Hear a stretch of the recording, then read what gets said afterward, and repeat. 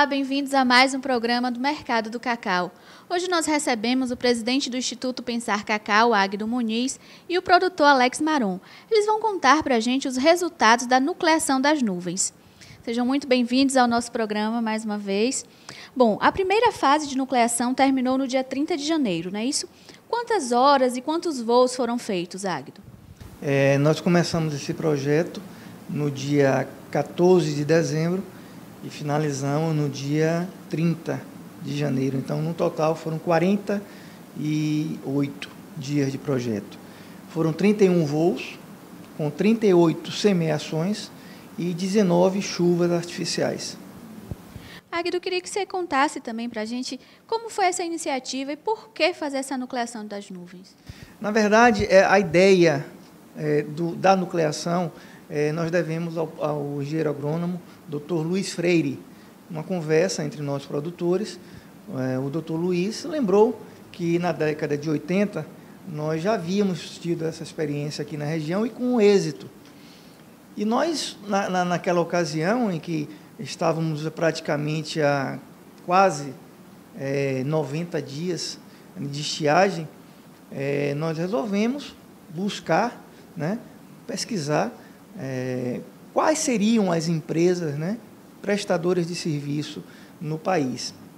E durante essa busca nós conseguimos identificar a Mod Clima como uma das empresas mais atuantes no mercado e começamos lá a fase de negociação dos valores da época, no caso, que eles poderiam estar aqui habilitando uma aeronave para estar iniciando a operação.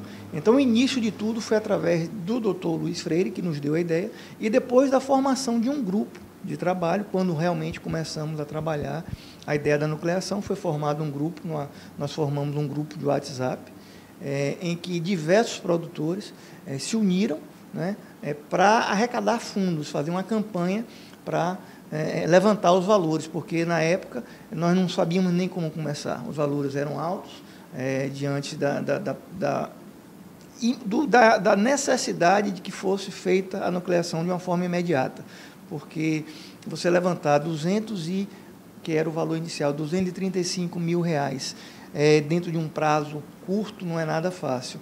Mas o nosso movimento conseguiu, num prazo recorde, num movimento inédito na nossa região, com uma mobilização muito grande, contando com a solidariedade, com o desprendimento, com a generosidade desse grupo de produtores, nós conseguimos, num tempo recorde. Só para você ter uma ideia, Nancy, em 5 ou 6 dias nós levantamos o valor inicial para trazer essa aeronave de Bragança Paulista, onde ela se encontrava, para aqui, para a região. E a partir daí a gente teve que correr atrás dos outros, do recurso restante, para que, à medida que o projeto fosse se desenvolvendo, a gente fosse pagando a empresa para que o projeto desse sequência. Águido, foram 48 dias de projeto e 31 voos. E as chuvas, elas realmente aconteceram?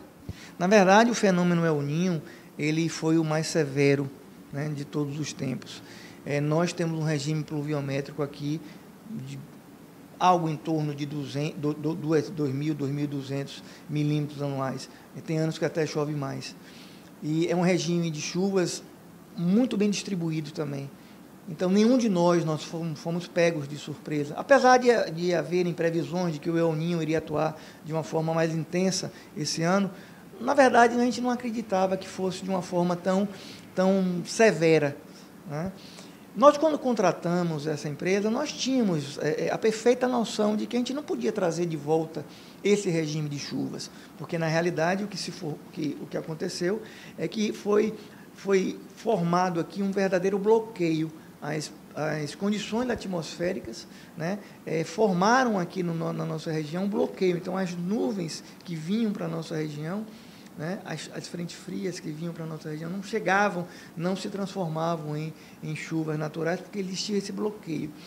Então, quando nós resolvemos trazer essa empresa, a gente tinha noção disso e de que não teríamos como trazer de volta o regime, mas teríamos como provocar mudança no ambiente né, como estava, naquele ambiente adverso, altamente adverso que estava naquele momento, e nós conseguimos provocar algumas chuvas artificiais em alguns determinados setores, onde inclusive estavam ocorrendo queimadas, que por si só já pioravam as condições, né? E nós conseguimos apagar alguns focos de incêndio, fazer acontecer algumas chuvas artificiais que foram melhorando, foram modificando, né, essas condições e que permitiram que as nuvens naturais voltassem à nossa região. Alex, e você como produtor, como via esse cenário da lavoura e essa iniciativa dos produtores? Nancy, na realidade, o cenário era uma devastação, coisa que eu nunca tinha visto nos meus 43 anos de vida. Eu nunca vi uma situação absurda desse jeito. E a proposta que o IPC trouxe para nós era uma tábua de salvação. Ou você partia e acreditava para pegar nos 5, 8, 10% de chance que você tinha com esse serviço, ou você ia ver a sua lavoura sucumbir, morrendo, e o prejuízo ia ser muito maior. Nós estamos falando de um serviço que custou algumas dezenas de mil reais, né? Foram 235 mil, o projeto original, e nós estendemos, mas se você for olhar, é um valor alto. Mas isso estava afetando uma região e criando um prejuízo absurdo a nível de quantidade de área de cacau e de Mata Atlântica que estava se perdendo. Para você ter ideia, a nossa região cacaueira está avaliada em 21 bilhões de dólares, se você falar apenas na biodiversidade da Mata Atlântica. O custo de implantação de 1 hectare de cacau gira em torno de 25 mil reais. Para você implantar, você ainda tem mais 4 anos para fazer ele chegar na fase produtiva de custos. Se você pegar o custo do projeto e dividir pelo custo de 1 hectare implantado de cacau, que volte a ser produtivo, o projeto era irrisório. Agora, a beleza do projeto foi a agremiação, foi você conseguir arregimentar pessoas que acreditassem de tal forma e que fizesse acontecer um projeto sem a iniciativa pública. Porque a única participação pública, o único recurso público que entrou nesse projeto foi a Prefeitura de Itabuna e a pessoa do prefeito Jabes Ribeiro. Não foi a Prefeitura de Ilhéus, foi a pessoa do prefeito Jabes Ribeiro. O governo do Estado não entrou, o governo federal não entrou, e não eram recursos poucos, não, eram muita coisa. Nós contamos com a ajuda de muitas pessoas, pessoas que acreditavam, que estavam tentando salvar a sua lavoura, e isso foi uma coisa inimaginável. Para mim, foi uma grande felicidade. Conseguimos modificar o microclima, as nuvens chegavam na divisa com Minas Gerais, não entrava para a Bahia. As nuvens vinham do litoral, chegava na altura ali de Lagoa Encantada, dissipava. Você não via formação, isso aqui estava parecendo um sertão. E, de repente, após 10, 12 dias de serviço da Modclima, as nuvens começaram a entrar, as nuvens começaram a derrubar pequenas chuvas naturais e as coisas foram mudando, apesar de ainda existirem alguns incrédulos nessa situação. Alex, você pode citar para a gente assim, o que teve de mudanças, como você falou, quando essas chuvas começaram a chegar, começou a haver mudança. Que mudanças foram essas? As mudanças que aconteceram, baixou a zona de pressão que fazia o impedimento dessas nuvens naturais chegarem. A temperatura regional baixou. E isso tudo provocou uma mudança, porque nós somos leigos nessa história, mas existe o chamado chovedouro aqui da região, por onde a maioria das chuvas entram. E que, para a gente aqui, é basicamente aquela região de Uruçuca, Itacaré, Lagoa Pequena, tal, ou as chuvas que vêm de Minas. Geralmente acontecem as chuvas dessa região por esses dois locais. E a gente percebia, com os monitoramentos que a gente estava praticando durante o projeto, que as nuvens vinham e, quando chegavam nesses locais, elas dissipavam.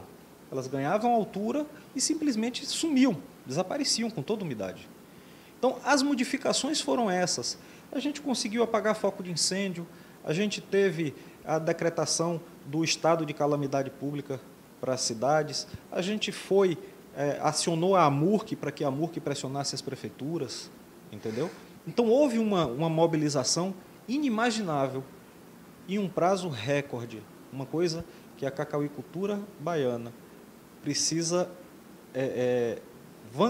se vangloriar desse acontecimento. Isso é um fato histórico, isso é um fato que ficou na memória da cacauicultura e que de agora para frente vamos ser mais unidos e vamos fazer a diferença. Bom, Águido, o processo ele foi inicialmente rápido, né? Mas foi planejado. Como foram essas ações? De que forma eram feitas essas semeações? Como é que se organizava isso? Veja bem, no momento que a empresa chegou aqui, a empresa tem uma equipe de base, né, no aeroporto, que fica em solo, monitorando as nuvens. Foram instaladas algumas câmeras em pontos estratégicos, Serra Grande, Seplac e algumas fazendas. O projeto inicial eram 65 km por 85, porque não pode, né? Tecnicamente não tem como atender uma área muito extensa. Então, foi delimitado um polígono e contou também com a participação de muitas pessoas dentro do grupo e fora do grupo, né? O mapeamento, né, de toda a região feita por essas pessoas. A capacidade que o produtor de cacau tem de se unir na dor, né, no momento de desespero, de se unir, teve essa capacidade de se unir. E esse legado vai servir para outras ações futuras. Então, isso foi o que ficou de mais bacana, foi o resultado mais importante para a gente, vamos dizer assim. Águido, e há necessidade ou possibilidade de se fazer novas semeações aqui na região? Assim, na verdade, nós atendemos esse projeto, atendeu de uma forma emergencial. Agora, existem outras regiões, né, outros agronegócios, outras culturas que usam esse serviço, né, como forma preventiva, para aproveitar o volume de água que tem nas nuvens, né? Então, isso foi colocado para a gente pelo pessoal da empresa da Modiclima, que esse trabalho é feito muitas vezes preventivamente, não para socorrer de uma forma emergencial, como foi feito aqui na nossa região.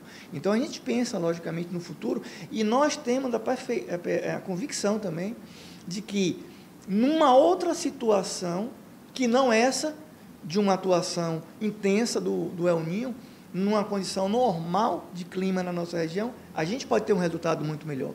Então, eu acho que a gente pode estudar, sim, outras etapas, né, mesmo porque agora em fevereiro o El Niño continua atuando e a gente pode estender, sim, a gente está estudando, a gente está buscando apoio para que a gente tenha uma segunda etapa, agora em fevereiro até final de março, quando a gente vai passar realmente esse efeito mais intenso do El Niño. Nesse período de estiagem, como as lavouras se comportaram e quais as perdas foram registradas? Olha, da safra principal de 2015, nós perdemos em torno de 30% a 40%, eu acredito. Eu acredito que nós perdemos. Isso é de 30% a 40%. Algumas regiões até mais. Tá? Nós iríamos colher cacau, estaríamos colhendo cacau até agora, janeiro, fevereiro, do jeito que as coisas estavam acontecendo, a gente ia ter uma entre-safra curta. Então, nós tivemos uma perda da safra principal, né? E também foi afetado de forma muito forte o temporão de 2016. Além de afetar o temporão de 2016, nós retardamos o início da colheita. Então, nós vamos ter uma entre-safra na ordem de 5 a 6 meses. Então, é uma situação muito complicada porque houve uma quebra no fluxo de caixa, né, dos cacauicultores. Então, é uma situação que a gente vai ter que enfrentar. E a gente vai precisar, né, de que seja feita alguma coisa no sentido de também minorar os efeitos disso aí. São outras ações que a gente vai buscar também para tentar melhorar. E na sua propriedade, como foi esse comportamento no período de estiagem? Nós temos na região cacaueira uma diversidade de solos. Nós temos aqui nessa margem de Itabuna, Itajuípe, nós temos um solo muito rico, mas um solo raso. Essa região que eu estou citando, Itabuna, Itajuípe, Uruçuca, ela teve uma perda muito maior do que 40%, é a forma que eu acredito. Eu perdi da ordem de 70% da safra principal e vou dizer que eu perdi 100% do temporão. Do que a gente chamava do cacau do bacalhau, que era o cacau que a gente colhia para a Semana Santa, vai ser o cacau do São João. Né? A gente vai colher cacau lá para junho, julho. Eu tenho uma produção leiteira na fazenda, eu alcancei 800 litros de leite, na seca eu vim para 80. Eu estava cortando capim no meio de estrada, de qualquer jeito, para não deixar morrer os animais. Então, eu acredito que o impacto econômico, o impacto negativo econômico para a região vai ser sofrido ainda agora, março, abril e maio, nós vamos sentir bastante. Isso vai sentir um reflexo absurdo no comércio, porque o recurso que entra do cacau ainda é um recurso importante para a movimentação do comércio regional. Águido, e quem foram os parceiros desse projeto? E já aproveite para fazer os seus agradecimentos. Eu estou aqui com a lista, tá, Nancy? É grande, me perdoem se a gente esquecer algum nome aqui, é do tamanho do projeto. Mas a gente gostaria de agradecer aqui algumas pessoas que acreditaram em nós, que confiaram em nós. Inclusive, está aqui no site, né, da TV Mercado, o relatório da Mod Clima, um relatório completo que pega do primeiro ao último dia, planos de voo, mapas de onde foram feitas as nucleações, fotos, vídeos, enfim, todos os 48 dias do projeto de nucleação está aqui na TV Mercado. Nós vamos ter também, o nosso grupo vai fazer a prestação de contas dos recursos com as notas fiscais, os recibos de despesas, acompanhado do extrato bancário, né, da conta do Sindicato Rural de Ilhéus. A prestação de contas será feita também, não só aqui, Nancy, na TV Mercado, mas também em outros agentes aqui da imprensa regional. Tá? Mas vamos aos agradecimentos. Antes, eu gostaria de agradecer ao João Rocha, que nos ajudou bastante na articulação política, logo no início do nosso projeto, a Câmara de Vereadores de Itabuna, na pessoa do seu presidente, Aldenis Meira, o secretário de Agricultura, Lanes Almeida, o Roberto Campos, da Imasa, o Luciano Veiga, da AMURC, o secretário da Fazenda do município de Itabuna, o Marcos Cerqueira, o prefeito Claudivane Leite, que entrou, foi como o Alex falou, foi a única prefeitura que entrou com recursos. A Prefeitura de Itabuna entrou com R$60 mil, que nos ajudou em muito. Muito obrigado, prefeito Claudivane Leite.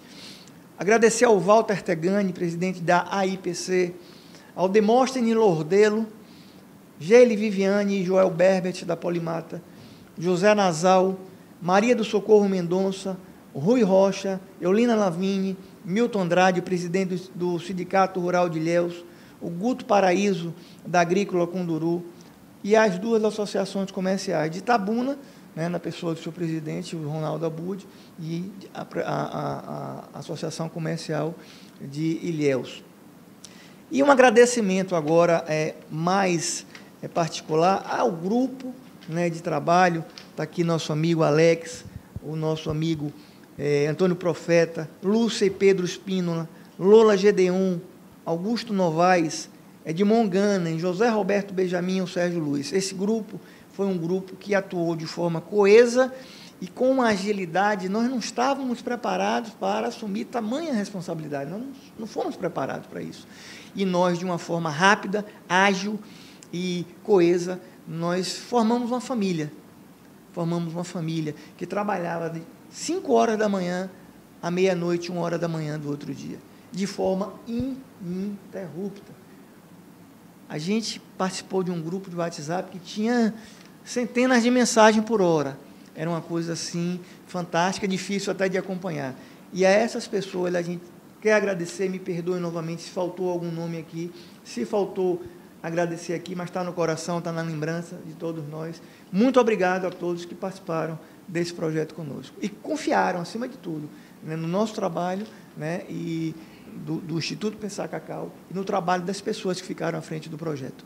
Bom, Águido, mais uma vez, Alex, obrigada por terem aceitado o nosso convite, por terem vindo ao nosso programa, contar um pouco dessa experiência que vocês vivenciaram. Nós é que agradecemos mais uma vez a equipe da TV Mercado por abrir as portas para a gente aqui, para estar falando do nosso problema, das nossas demandas. Muito obrigado. Muito obrigado pela participação. Vocês foram parceiros que deram voz para que as pessoas que estavam de fora do projeto pudessem acompanhar os fatos acontecidos. E isso não vai morrer. Essa união vai perdurar e vamos modificar muitas coisas aqui nessa região. Muito obrigado.